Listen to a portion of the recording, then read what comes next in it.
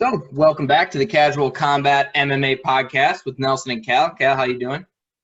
Doing fantastic. I'm ready to rock and roll on episode number 3. Absolutely. Episode number Trace. Not to be confused with episode 2 where we had Trace on the show. That was corny. I apologize. So, first off, I want to recap the events that occurred this weekend. Cal, I know you had some obligations. You were at a wedding. Did you or did you not get to maybe see some highlights, see some of the fights? I looked up a couple of fights and watched them on different sources, scrounging around the web to find full fights. But I did not watch all the fights, but I heard some things, watched some of them. All right. Well, then I will kind of run this show for this section. I want to talk about Watterson versus Hill. It was an entertaining fight. I don't think anything super extravagant happened. And truth be told, this has nothing to do with how exciting the fight was. It was just later, and I had a long day, and I've been watching a lot of fights, and I dozed in and out of about rounds 2 and 3. That's not to say I fell asleep because it was a women's fight or that it wasn't interesting. It was cool. But from what I saw, it was a really, really close fight. And I think a lot of people now throw around the word robbery pretty commonly when there's ever a close fight and their favorite fighter doesn't get the nod, especially when somebody like Hill just lost, one that a lot of people deem as robbery against Claudia Gadelha, I believe. Yeah, that's correct. But, I mean, it was a really close fight. They gave the nod to Watterson. I can sleep at night with that. Like I said, I was sleeping a little bit in round 2 and 3. But it was entertaining, and it was just two girls banging and fighting, and Michelle Watterson had that huge black eye in her interview. It was a good fight. It was a main event. It was a good main event, even though this card kind of didn't have any big striking names. I got bugs in here. It was still very entertaining, and the fights were good fights. But the real talking point that I want to address is Mike Rodriguez versus Ed Herman. Did you hear what went down with that? I heard some things. I would like you to go way more in depth because I'm not sure where the controversy was. All right. So what happened was Mike Rodriguez was absolutely mauling Ed Herman and got him up against the cage. I believe he was in a Muay Thai grip, kneed him to the liver, which really, really hurt him, and then kneed him to the lower ribs again, which put Herman down, slumped up against the fence, going down. And Mike Rodriguez was literally 2 seconds away from finishing the fight. And I believe it's Mike Tione. I don't know if that's his first name, Chris Tione or Craig Tione, I'm not sure. But the ref stops it and says that it was a nut shot. So Mike Rodriguez was like, time? What do you mean time? The fight's over. And they went off. Ed Herman takes his 5 minutes, recovers, then gets dropped again to the point where I thought Tione should have stopped it. He was getting absolutely mauled on the ground, and then the round was over. And then they come out in round 3, and Herman gets a takedown. Rodriguez reverses him, starts beating the hell out of him, and then he gets a Kimura and submits Mike Rodriguez. So here is my issue. A lot of people on Twitter were saying that it was a veteran move by Herman to take advantage of the time that he was given, that it wasn't his fault, which I would say is correct. Ed Herman did not ask for the fight to be stopped. I mean, I fully believe that he would have accepted the result of him getting mauled on the ground and it being stopped. And if you're given 5 minutes to recover, certainly you're not going to say, no, I don't deserve this. You're going to take it. But what I did not appreciate was the fact that he then was walking around and holding his nuts and he didn't have to prove to anybody that it was that he actually got hit in the nuts, because as we are seeing him do that, we're also seeing replays of him not getting hit within a foot of his nuts. So yeah, if you take that time and you don't you just take the time to recover because it was given to you, so be it. But now, trying to sell it and you don't have to prove it to anybody. Just take the time and get back in the ring and fight. But I don't know. It seemed like salt in the wound that he was playing it up. Yeah, I agree with you on a lot of things there. I think there's a huge difference between the guy who gets kicked in the lower abdomen and then acts like they got hit, got a nut shot, versus if the ref gives it to you and you're not asking for it. And also, to be devil's advocate for the people at home tweeting that he shouldn't get these 5 minutes, they're not getting beat up right now. Like, certainly. He is getting mauled at that point, and he had the chance to have 5 minutes to get his head on straight. I don't think there's a sane person in the world who's going to say, this really shouldn't have happened. I got lucky, so instead I'm going to throw myself right back in there instead of using the time I have right now. Yeah. With no penalty. Yeah, and my beef is not with him taking the time. My beef is with him grabbing his nuts and pretending like he was hit in the nuts. And he didn't even, like, try to get the time. He didn't even start grabbing his nuts until Cerrone had already stopped it. Mm-hmm. Like, man, I was upset. I was mad. You didn't get hit. You're on, like, you're on TV. Like, there's cameras everywhere. People know whether you did or you didn't. 0% of people in the entire world watching that fight thought that he was hit in the nuts, and they saw that as he was pretending. Like, the replay showed it within 10 seconds of the stoppage, or the lack of stoppage. Mm-hmm. They should have like a ref outside of the cage who is immediately, like, when that happens, watching the replay, and if they, like, go back and, like, oh, he didn't get hit, he needs to come back in right now. And to my knowledge, there's big screens at the Apex Center. Right. So that that the replay was going on, which I don't know if nobody was looking at it or they weren't allowed to. I don't know. I don't know. It was just a crappy situation. It is nice, though, that Dana paid Mike Rodriguez as if he won. Mm-hmm. So essentially, Ed Herman and Mike Rodriguez left with winners' paychecks. Yeah. Herman's 40. I'm not sure he gets back in the octagon after that. Because he was getting mauled. Yeah, I did watch that one. Dana's weird with where he decides that he's going to be generous, and then other times he's like, I don't need you. I don't need to give you a little bit more money. Yeah. Well, that one was such a blatant. Also, though, like, blow call. Not to jump into the Poirier situation, but I'm guessing that guy's paycheck last night was a lot less than the difference between Poirier and Dana. Yeah. Yeah. Like maybe $1 million difference, or like a big number like that. Yeah. So, I mean, that's a good segue into our second portion of the show. Let's talk Dustin Tony drama. Right. Mm-hmm. So the UFC, Dana came out and said that the situation to sign Dustin and Tony for UFC 254 is not salvageable, and that they are now actively looking for a new opponent for Tony. How do you feel when, big fights that get us excited like this fall through because of money negotiations? Because I have my own opinion, but I'll wait until, you talk about it. I don't like it, obviously. I want to see the fights happen.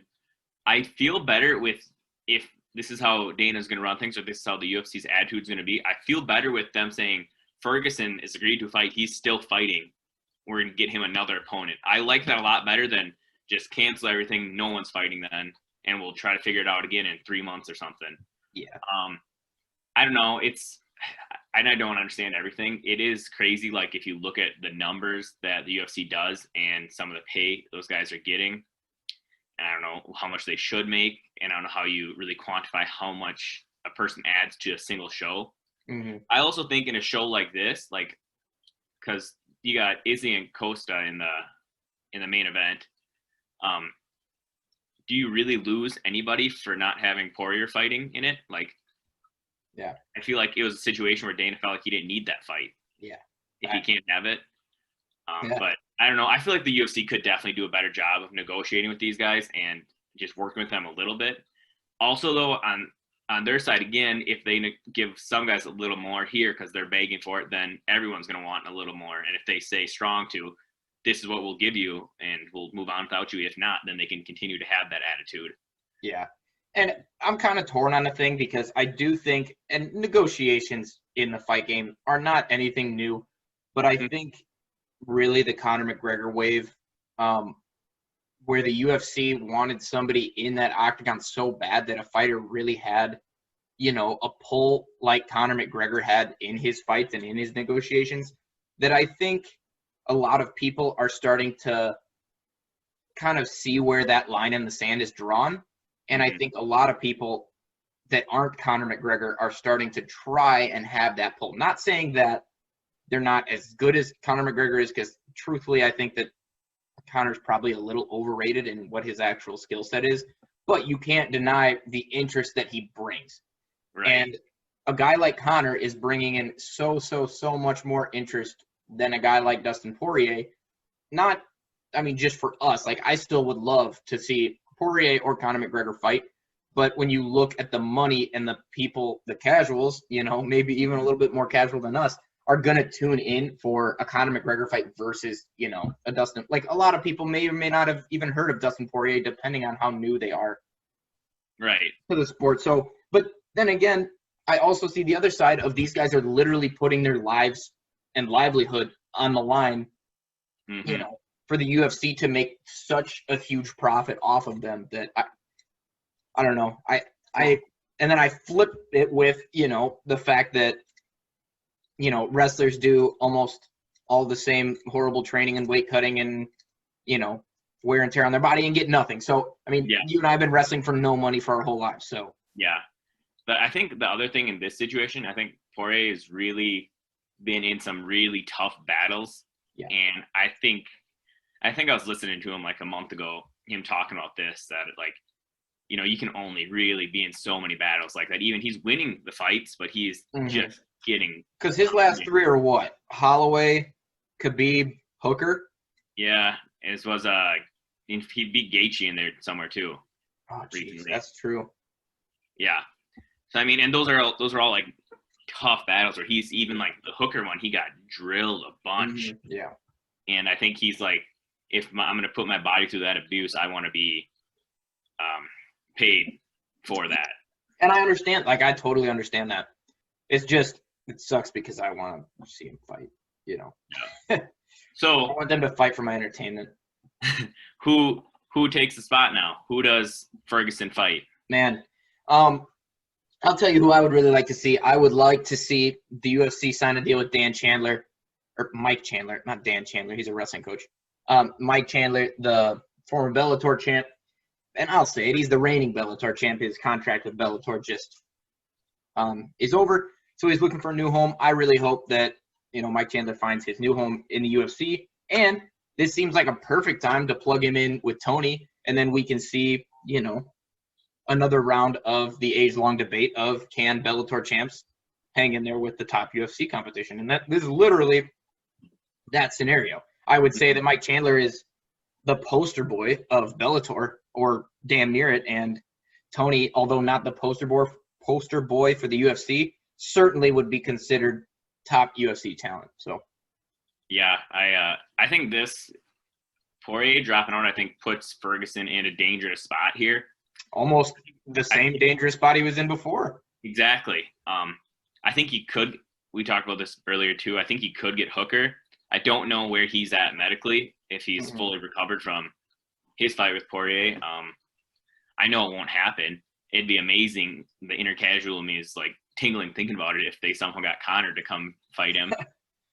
Yeah. That won't happen.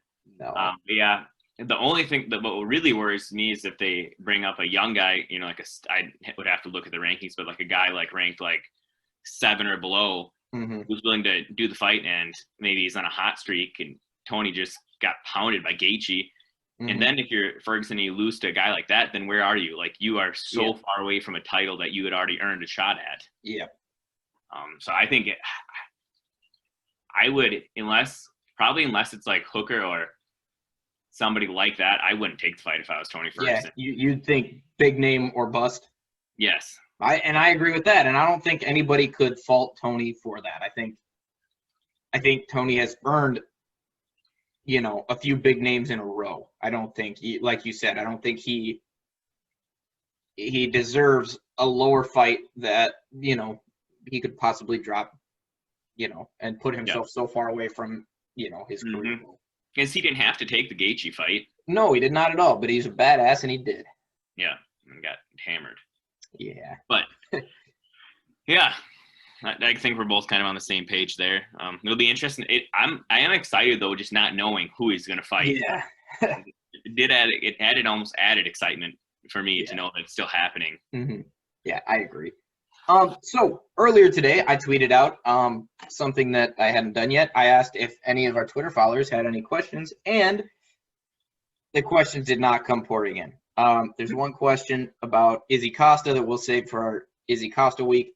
But we got a question from my brother, Nolan Baker, and asked us what we think our opinions are about fighters who say that they will fire their corner for throwing in the towel. With an example being Anthony Smith versus Glover Teixeira, in which he was getting beat so bad that everyone thought the towel should be thrown in. And Anthony Smith has said, I've had conversations that say, if you throw in the white towel, you will be fired. So I'll let you tackle that first. I think I'm okay with it.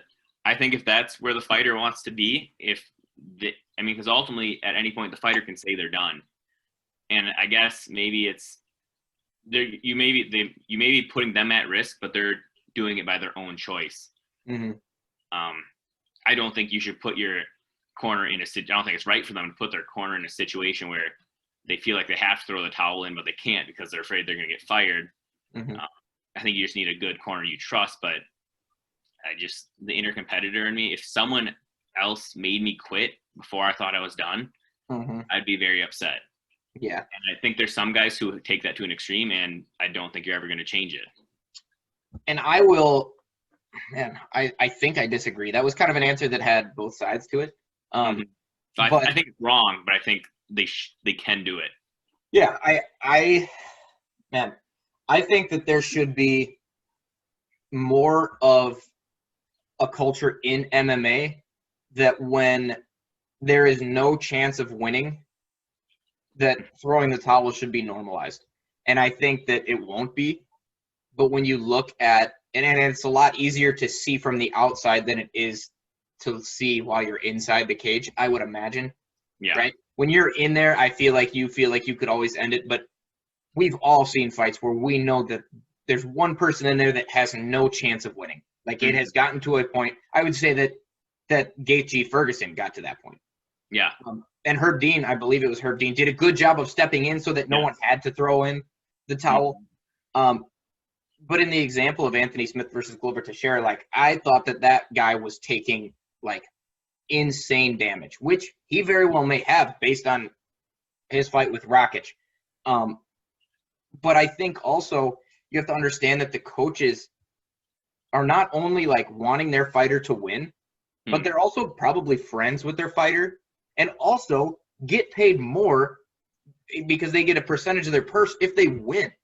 So I think if it gets to the point where, a guy is watching his friend get beat, knows that he's not going to make the money that he would benefit, like, you know what I mean? Like if you feel that your friend, can't make you the money that you might be able to make, and also like, I'm watching Cal, almost die in there.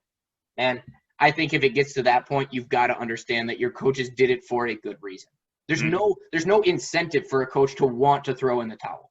It's not like you've got coaches out there waiting like, oh, he's done. Like, there's no way. They don't want to do that. Yeah, that's a good point. Obviously, they want their fighter to win. Like, more than anything, they want him to win that fight. But, yeah, that's just a weird situation, I think. I think that's a situation where the coaches need to be able to throw the towel in, but if they do it at the wrong time, then it's so negative. Yes, I agree. And if they don't do anything, then it's just normal. Yeah. It's nobody's fault. Yep. Like, you look at if it's a 5-round fight and you've for sure lost the first 4 rounds and you're not showing any, like, you've made no improvement any of these rounds, really no reason to go back out there. Yes. And hurt your brain. And even if you're really worried about, like, your purse, the money, like, the chance to win it, the less you get hurt, the faster you can be back to make money. Exactly. Yeah. Like, I truly cannot believe that, A, Anthony Smith came back that early, or B, Anthony Smith was cleared to come back that early. Like, that's insane. Yeah. That was really bad. Yeah. My answer to that question, it was like how all politicians answer questions. Yeah, you talked around it. Yeah. We just kind of said both things. Talked around for a long time. All right. Well, let's get into the meat and potatoes of our podcast here. Let's go through, and highlight some guys that we have researched on the undercard. Two guys that I've heard of. One, the one that I chose to do, I had not heard of at all, but I'm going to give it to you.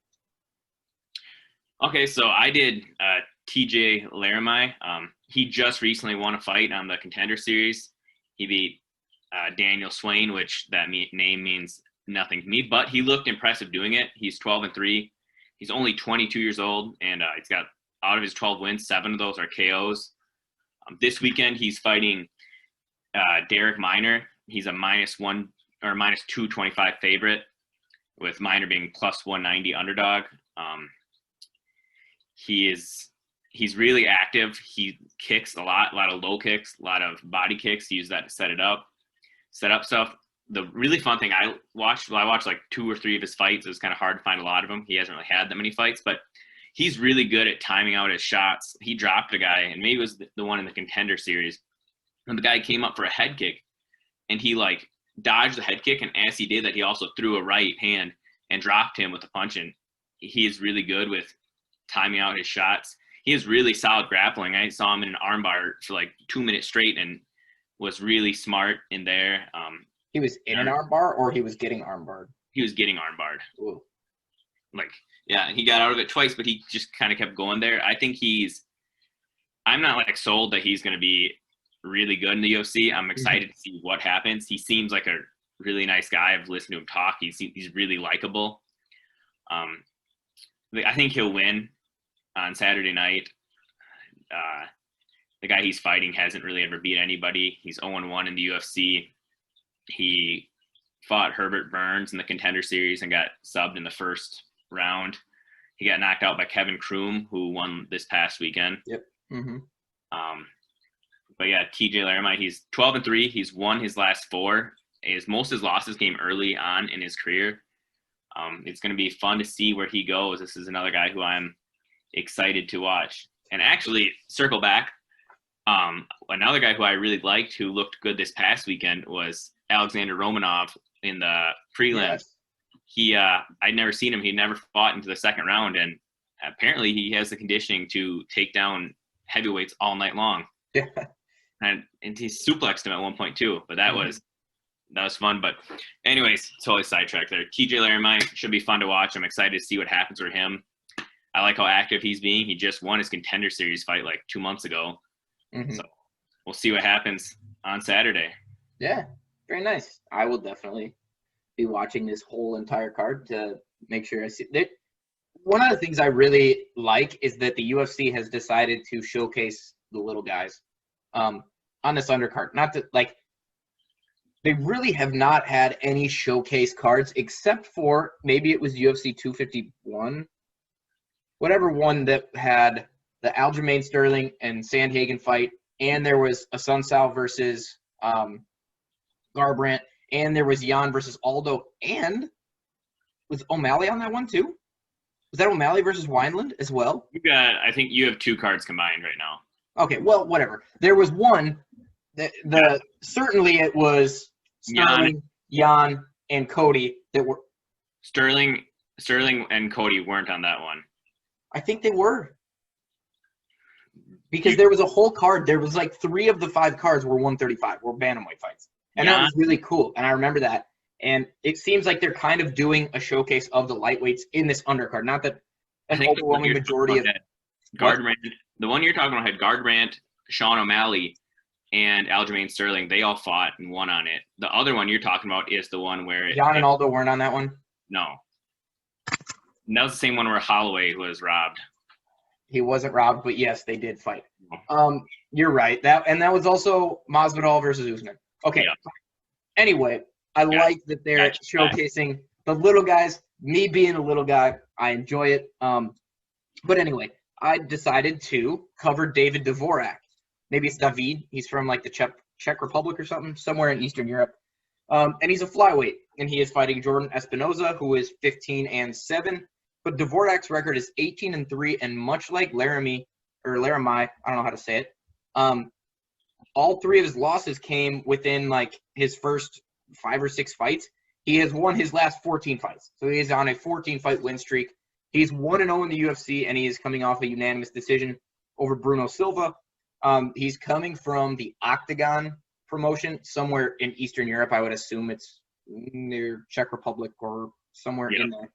But I watched a few videos of him fighting, and the Octagon, it's Oktagon, like how we spell Octagon, but with a K. Yeah. And that promotion was awesome. They had this huge outdoor venue, reminiscent of some of like the super tournaments I've seen in Brazil. Like it was really cool. And he's got 8 KOs and 7 subs in those 18 wins. And I think he looks like me, which was kind of cool, and that's why I really like him. But on the contrary, the guys that he was beating up also kind of looked like me, so I don't know if that's good or bad for him. Like you just your size, maybe? My skin tone, my size, my body build, all those Eastern European 125-pounders look right like me. So I don't know if that means they're tough or if they're bitches, but either way. So yeah, I am looking forward to him. He is definitely a finisher. Like I said, he's finished 15. We like it when they finish people. I like it when people get finished. He has finished 15 of his 18 professional wins. And he's on a 14-fight win streak, man. I would favor a guy that has 18 wins and has a 14-fight win streak over a guy that's like 8-0. Like I truthfully believe that. I think that shows that he's on a massive streak and also that he is experienced. Yeah. I mean, to me, he's 14-0 right now then. I mean, he figured out how to fight, and now he doesn't lose anymore. Yes. Yeah. And he's got a good submission game. He's got a good knockout game. I mean, I'm excited to watch similar to TJ Laramie. I want to say right away, maybe he was 5-3 or something. It wasn't that great. And then all of a sudden he started winning a bunch. Now he's 12-3. I think that's what I'm hoping happens with Aaron Pico, but keep my fingers crossed. I think sometimes guys just have a hole in their game. Yeah. And it just takes a while. And then once they can fix that problem, then all of a sudden they can actually do what they want to do. But until they stop getting submitted, you can't punch a guy in the face. Yeah. All right. So I'm excited to watch those guys, the undercard of the little guys. Now, let's get to this week's main card, which is an absolute banger. All right? Ooh, yes. I got a little excited, and I started with the last fight in the prelims card I'd also like to mention. Yep. We have Mirsad Bektic versus, Eduardo Garagori. Does that sound good? Luis Eduardo Garagori. Yeah, Luis. Anyways. Luis. Mirsad Bektic is 13-3. He's lost his 2 last fights. His last loss was to Dan Ige. So, I mean, Ige's a solid fighter. That's a loss. Cater into some deep waters. Yeah, I think he's solid. Yeah. But anyways, Bektic is this is why I mentioned this fight. He's a -500 favorite. He's lost his last 2 fights. Luis is 13-1, and I believe he's won his last 5, and his only loss is by submission. He's a +350 underdog. Without any more information on that fight, I think that would be a terrible mistake to bet on Bektic. And if you were feeling risky and want to potentially make some money, maybe Luis at +350 would be a big return that could actually possibly happen. I'm not saying I think it's going to, but it stuck out to me. I'm like, that probably shouldn't be that big of a line there. Yeah, I think we might be in trouble if our listeners take that advice. That almost seems like inside information. I thought I was afraid too if I said it on the podcast and people would start betting it, and I usually don't bet till the night before, and then the line would be all screwed up when I went on to bet. But I guess I'll let him have one secret to show, maybe. Yeah. So that is going to be an awesome main event to the prelims. But as we start off, we got Kevin Holland back in the octagon after regaining consciousness versus Darren Stewart. How do you feel about that one? I think that's going to be a good fight. Kevin Holland's 18-5. He's a -235 favorite. He's got a 7-inch reach advantage, which is enough to make a difference. Yeah. He's 2-0. I would say Now, is the reach advantage okay, this is the most casual question I've ever asked. I don't know that. I know what you're going to ask me, and I don't know what the answer is. Is it a 7-inch wingspan advantage, or are each of his arms 7 inches longer? I don't know. Because, like, when you look at the measurements, it says, I'm sure it said he's like a 72 and the other guy's like a 65, and you don't have. I was going to say, could you imagine if you had one arm that was 7 inches longer? So he's really got like a 3.5 inch. Yeah, on each. But still, that's enough to make a difference. Yeah, he's 2-0 this year. He's 5-1 in his last 6. He's got 1 casual victory. He did beat Gerald Mearshart, who's on this card later. That was Holland that did? Yep, Holland did. Wow, I did not know that. Darren Stewart's kind of a stud, though, too. He's 12-5. Yeah. His last 2 losses were to Edmund Shabazian and Carl Robertson, who are both pretty legit fighters. And this was kind of interesting. I saw this made me start leaning toward Darren Stewart. He's 12-5, but he was 0-3 in 2017. And since then, he's been 5-1. Wow. So he did get subbed by Mackie Patolo, or he subbed Mackie Patolo in August. But he's 5-1 since he's 0-3 in 2017. I think something wasn't working that year, obviously. Or maybe he was fighting guys who were ranked a little too high for where he should be. I think at plus 185 underdog, I think this is a pretty even fight on paper, in my opinion. I agree. I like Darren Stewart. I'm going to be honest. Also a physical specimen. Yeah. Darren Stewart, yeah. I'm betting on Darren Stewart that fight. Yeah, I would. I think Darren Stewart, A, is a good bet, and B, I just think he's going to win. Yeah. And also, this is not correct, and this is not right of me. I can't respect Kevin Holland after he passed out before his fight, man. I can't do it. I don't.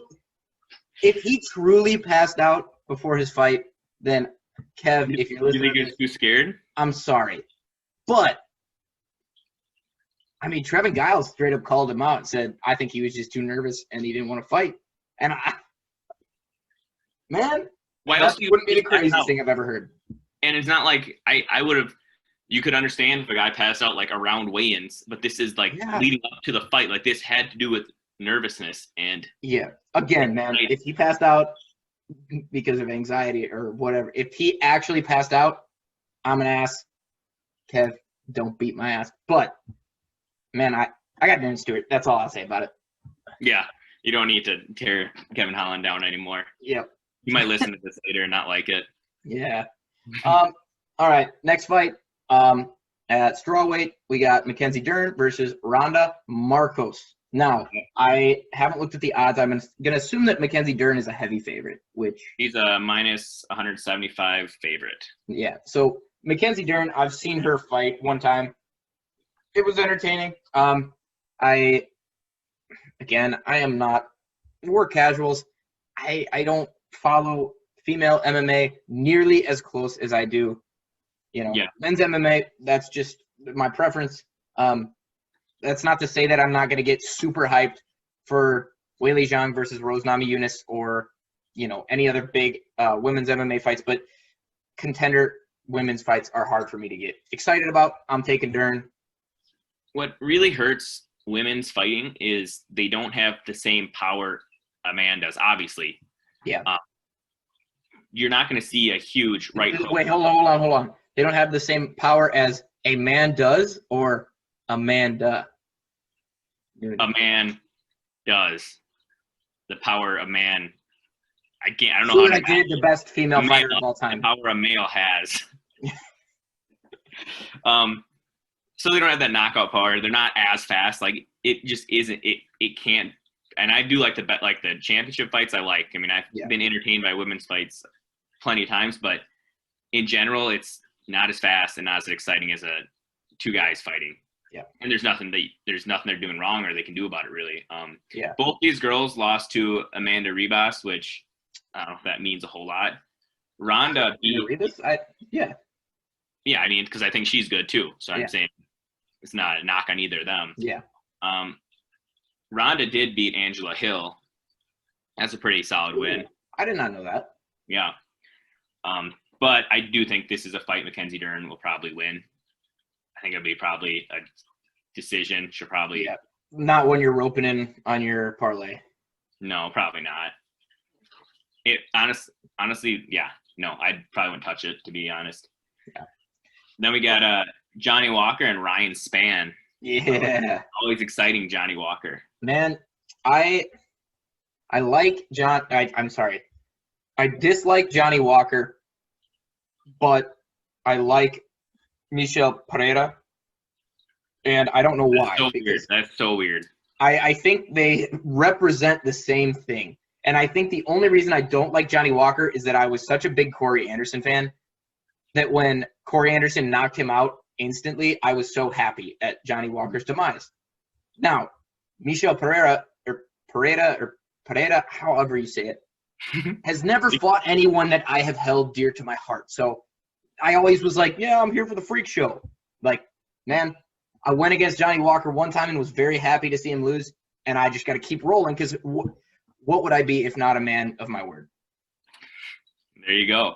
I think this is a fight where we're going to learn a lot about Johnny Walker. Yeah. Whether he is a legit fighter or he's the show Johnny Walker. Yeah. He's 17-5. He's 4-2 in the UFC, but he has 16 finishes, 14 KOs in those 17 wins. Yep. He's looking to end people's nights. Ryan Spann, on the other hand, 18-5, 5-0 in the UFC.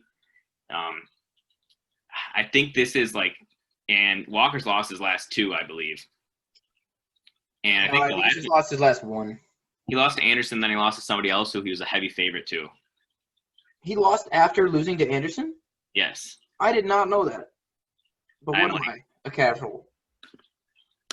I'm like the research. Or is this going to be another RDA situation? No, it's not. I'm not going to look it up right now, but I know he did because I had money on him, and he was a decent favorite, and he got pounded. Right. But yeah, but anyway, so he's lost 2 in a row. He was on that super hot streak of knocking everyone out before those 2 losses. Yep. And I feel like 3 in a row in the UFC is kind of a big mark. If you lose 3 in a row, things are going downhill fast. Unless you're huge. Unless you're a huge name like Donald Cerrone, which we'll get to after this. But I agree. A 3-fight skid is not a good look for someone who has not already proven their worth to the company. Mm-hmm. So I think if we would get, because obviously Walker's got the power, I think if we get a more refined version of him, which I don't know if that's a real thing. Yeah. I think he wins this fight. I do think he's going to win this fight, but I think we're going to learn a lot about him. I think if he can win this fight, potentially even win a decision, I think he still has a chance to be a legit fighter at some point to contend for probably, I don't think he'll ever be a champion, but be a top 5, top 10 guy, someone who people would take a little more seriously. Where if he loses this, he's always going to be Johnny Walker, who might knock you out or gets knocked out.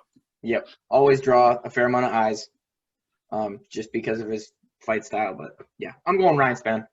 Yeah, I'm going Walker, so we'll see. Ooh. All right, so this next fight, we get to the heart of this card. We have the man, the myth, the legend, Khamzat Chimaev, the Smish Boy, Khabib 2.0, whatever you want to call him, versus Gerald Meerschaert, a solid perennial guy in the UFC. Wisconsin native. What? Wisconsin guy. Wisconsin guy. He trains at Duke. Rufus, maybe? Yep. Yeah.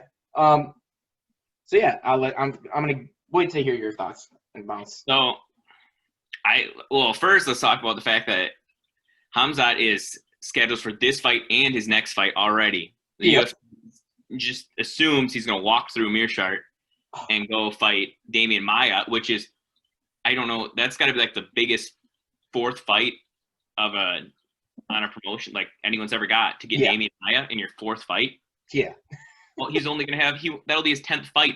His 10th professional fight will be Damian Maia. That's crazy to me. That is insane. But yeah, I listened to, I think Meerschaert was on Helwani's show, and he was talking and complaining. He's all fired up, which I do agree. It is kind of disrespectful to him. I think they should have just scheduled it and they need to tell everybody. Yep.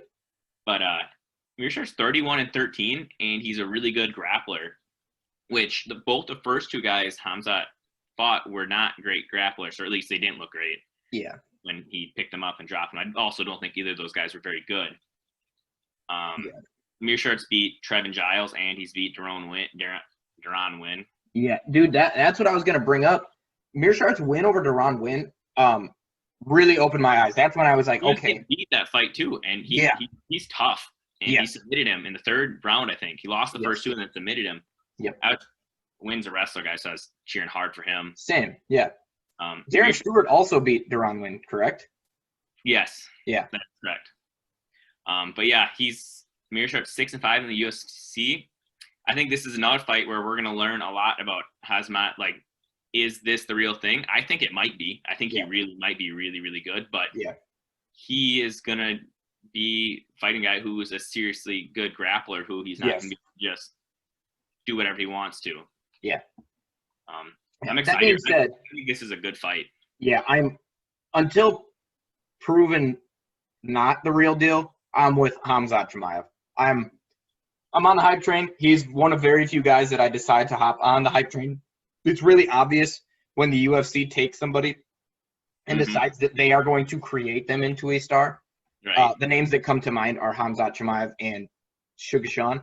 I like Sugar Sean, but I'm not sure I was all over. I was intrigued by his aura and his persona, and I was excited to see him fight, but I'm not sure that I felt like he was going to rise to be a champion as fast as the UFC portrayed it to be. I think that Khamzat Chimaev could. Yeah. I believe in him more. Well, Sugar Sean's still undefeated, so I don't know what he did wrong to you. Okay. Just go on his Instagram, it says so. It says so, yeah. Undefeated. Yeah, but Chimaev's a minus 450 favorite. I wouldn't touch that. I would not bet on it. No. No, you can't make any money, and there's so many unknowns still. I mean, we've only seen him fight for like 5 minutes. Yeah. There's nothing to go off of. Right. But yeah, I'm excited. I think I'm kind of surprised though that the UFC put him up against like such good grapplers. I know.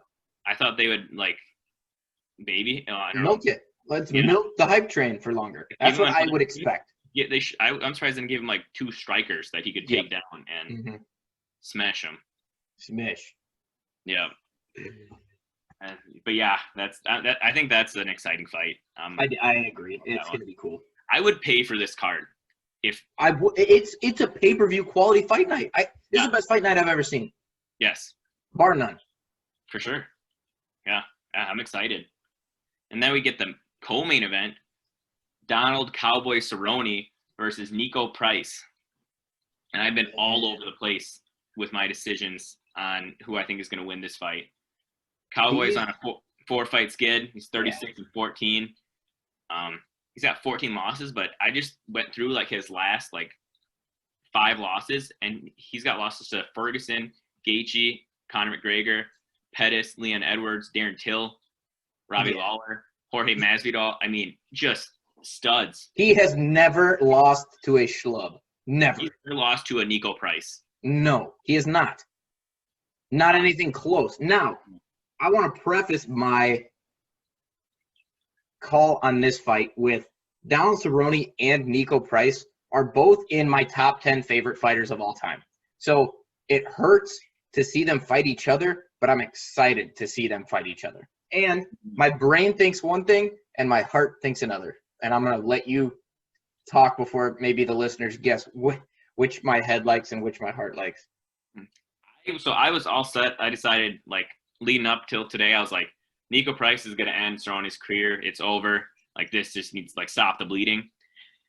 And then I went back and did a little more research on Price and some of the people who Cerrone's been fighting. And I watched, and I think, in my opinion, Cerrone could have won the fight against Pettis. I think that was a very close fight against Pettis. And he showed that he still has durability in that fight. He went a full 3-round fight. Mm-hmm. I think Donald Cerrone is going to win this fight on a decision. Dan, I think that Nico is going to knock him out, but I want desperately, and this is saying a lot because Nico is one of my favorite fighters. I want Donald to win and retire. Yeah. I want him to go out on a win.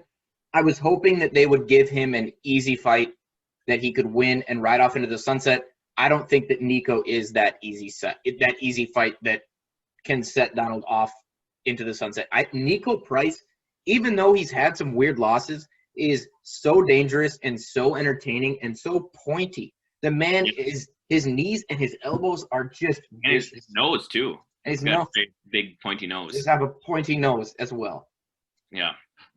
So Nico, like I said, Nico's one of my favorite fighters ever. But I don't want him to win, and it's just because I want Donald to just be done, buddy. The only thing is, I don't think Donald Cerrone wants to be done at all. I think he just wants to fight. I think even if he wasn't in the UFC, he'd go fight somewhere else.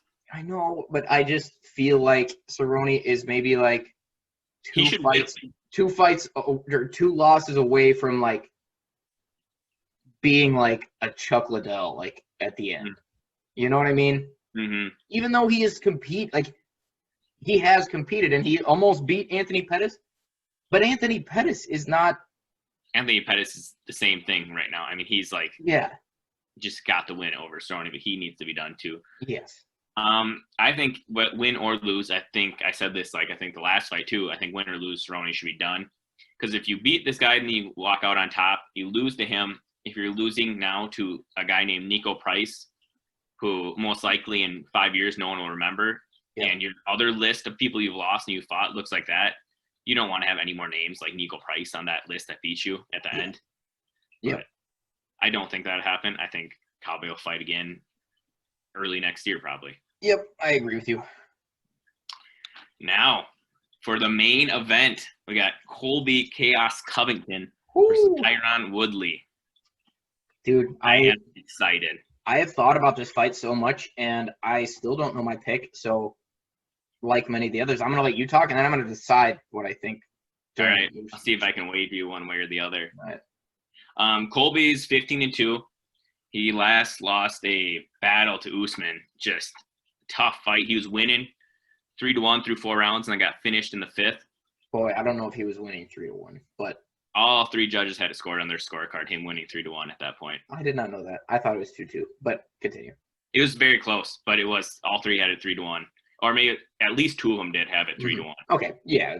Either way, he was winning the fight at that point when he got finished in the last round against Usman. He's beat Lawler, Rafael Dos Anjos, Damian Maia. He actually did beat RDA. Yeah, this is real this time. Yeah. No more RDA slander for me.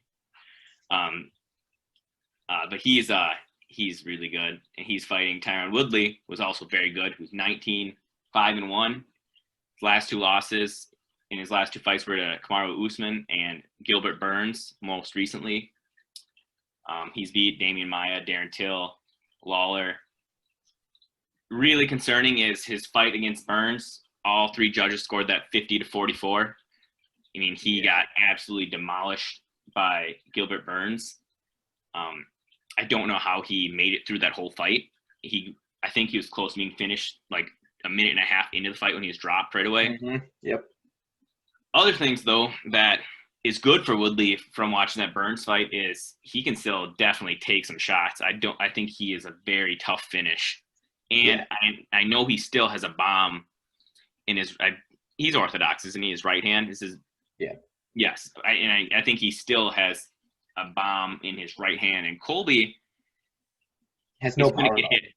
Has no power and is going to get hit. Yes. Because Colby is going to run at him and try to throw 1,000 punches in the fight, and at some point, Colby is going to get tagged. I would say that I would be more intimidated striking of like a fighting Woodley, obviously, than Kamaru Usman. Yeah. And Woodley's also a good wrestler. Yeah. I'm nervous. I think Colby is winning this fight. I think there's a chance Colby gets finished. I am going to agree with you. I think Colby wins the fight, but I think if he does not win the fight, he's getting knocked out. Yeah. I think if he can avoid getting knocked out, I don't see how Tyron's going to beat him. Also, I don't see a possibility in that. So bad when Gilbert Burns was smothering him with punches, and Colby's never going to stop punching him. Yeah. Yeah, and And like, I know it's kind of a meme now about, Tyron letting his hands go. Like, he says he's going to let his hands go. We're yet to see that now in the last 10 rounds. We are like, and okay, this is probably not true, but I don't think in his last 10 rounds he is legitimately committed to a big strike.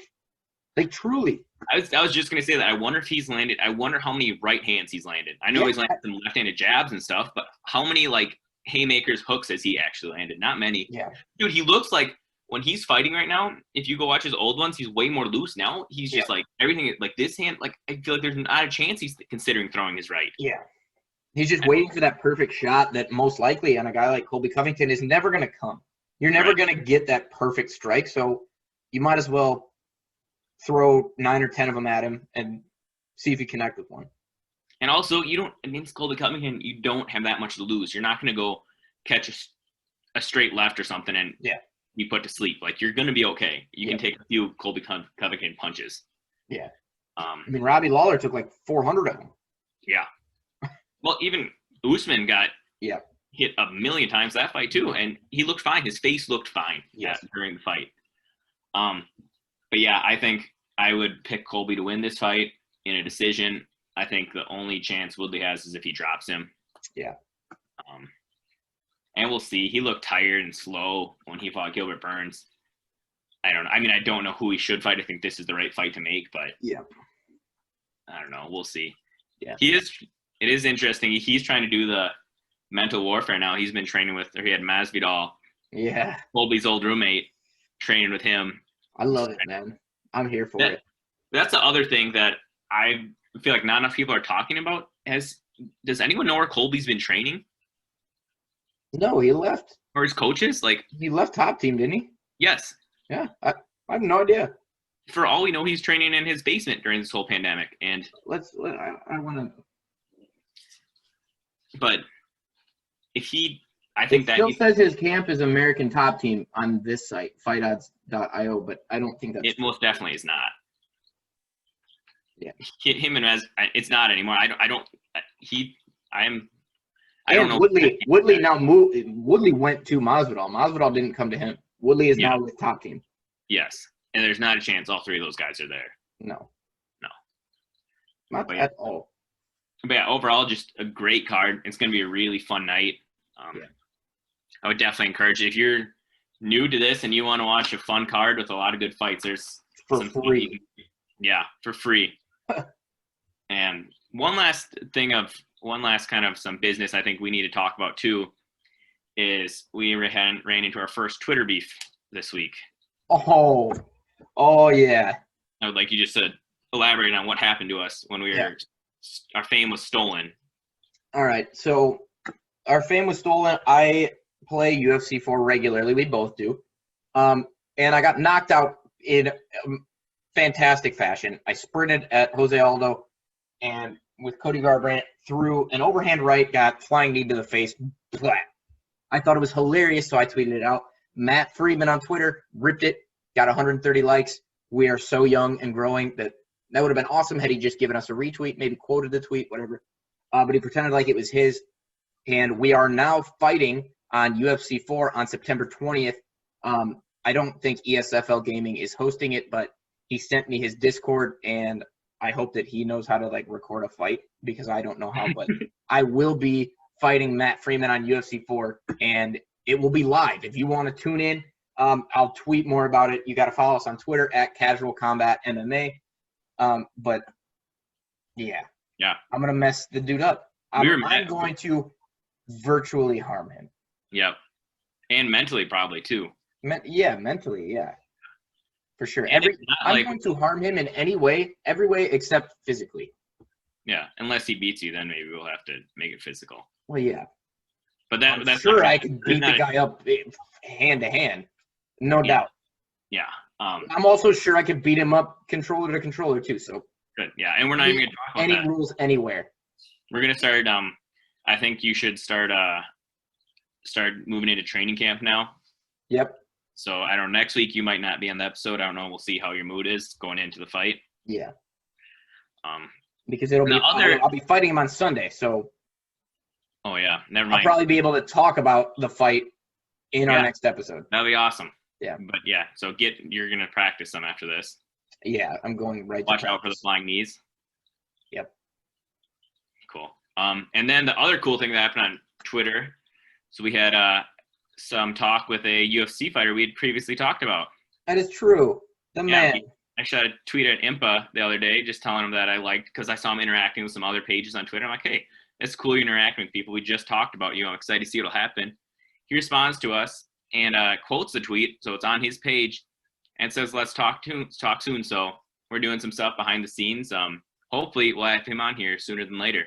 Yeah. And am I going to tag him in the Twitter, the tweet that this episode is out? Yes, I'm going to say we talk about input again, just so that he looks at us. We become his fan, Pat. We might just be about him at some point. Yeah. If he comes on here, maybe we will just have Impa tagged in our bio of an occasional co-host, Impa, even if he never comes back ever again. Yeah. Or we just, Yeah. It is a cool mixture of getting attention from a guy who is blowing up right now. And I'm fighting the urge to fanboy and just understand that he's just another guy like us that is a combat athlete who has, found recent success and we're really trying to be cool, and it's very hard not to go crazy. Dude, did you see it the same day, like the next day, ESPN put a picture of one of his tweets on ESPN MMA? It could have been ours. It could have been. I don't know why they didn't choose that one. I have no idea. Impa, if you end up watching this, we'd love to have you. It'd be fun. Yeah. But we've been talking for an entire hour, so we need to get out of here. Gotta get out of here. Yeah. So I'm not getting paid enough. Until next week, until episode 4, hopefully we might be able to get another fighter on. Impa. And yeah, that's where we're at. All right. See you guys.